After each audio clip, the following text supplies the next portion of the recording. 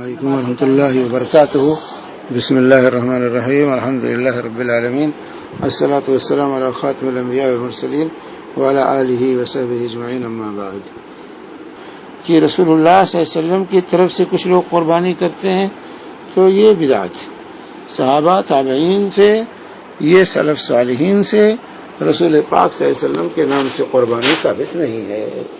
اگر یہ صحیح ہوتا، نیکی کا کام ہوتا، تو صحابہ کرام رضوان اللہ اجمعین ضرور رسول اللہ صلی اللہ علیہ وسلم کی طرف سے قربانی کرتے، کیونکہ وہ ہم سے زیادہ رسول پاک صلی اللہ علیہ وسلم کو چاہنے والے تھے. آپ سے ان کو ہم سے زیادہ محبت تھی. تو جب صحابہ نے یہ کام نہیں کیا تو اس کا مطلب یہ کام نیکی کا نہیں ہے، یہ نیکی کا کام نہیں ہے. تو اس لیے رسول پاک صلی اللہ علیہ وسلم کے نام سے قربانی کرنا یہ بدعت ہوگا. اور اللہ کے رسول صلی اللہ علیہ وسلم کی حدیث بخاری مسلم کی روایت ہے، من احدث فی امرنا ھذا ما لیس منہ فہو رد. جو میرے اس دین کے اندر کوئی ایسی بات ایجاد کرے جو اس میں سے نہیں ہے، وہ مردود ہے. تو اس لیے جو ہے رسول پاک صلی اللہ علیہ وسلم کی طرف سے قربانی نہیں کرنی چاہیے. آپ پہلے اپنے اکاؤنٹ کو پورا کیجیے، اپنا بینک بیلنس بڑھائیے. پہلے رسول پاک صلی اللہ علیہ وسلم کے پاس نیکیوں کی کمی نہیں ہے.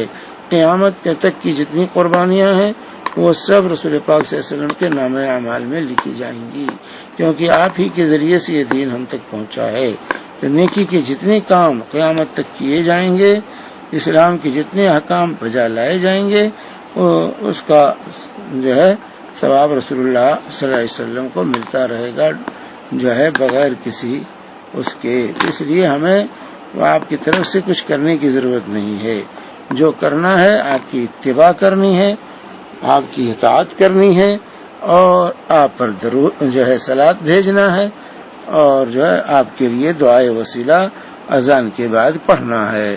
یہ وہ چیزیں ہیں جس کا ہم سے مطالبہ ہے کہ ہم نبی کی اتباع کریں، نبی پر صلوات بھیجیں، اور جب بھی اذان سنیں تو اذان کا جواب دینے کے بعد نبی کریم صلی اللہ علیہ وسلم کے لیے وسیلہ کی دعا کریں. اللہم رب هذه الدعوة التامة والصلاة القائمة آت محمد الوسیلة والفضیلة وبعثه مقاما محمودا الذي وعدته. وصلی اللہ علی نبینا محمد وعلى آلہ وصحبہ وسلم.